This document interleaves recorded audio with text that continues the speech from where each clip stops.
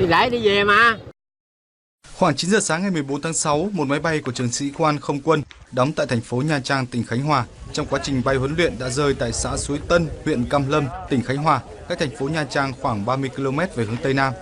Theo ghi nhận của phóng viên Thông tấn xã Việt Nam tại hiện trường, nhiều mảnh vỡ của máy bay nằm rải rác trong một khu vực rộng không có dân cư sinh sống.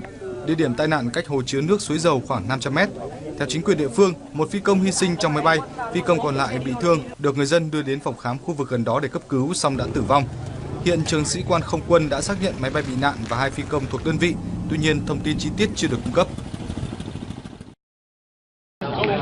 Trong này nó xà ra cái là nó lún vào bờ đập, đó làm cái đùng văng cánh nào đầu ngã gì thế thôi.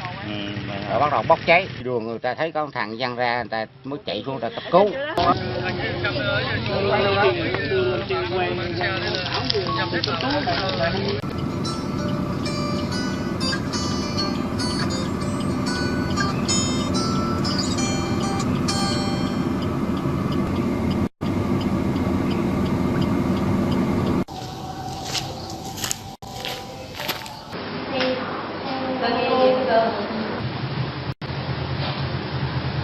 Ngừng tim, ngừng thở, mạch không, huyết áp không, nhịp thở không, có vết rách da đầu 15 cm, vùng trán có vết rách dài 8 cm, gãy khớp đùi trái, gãy xương chân phải.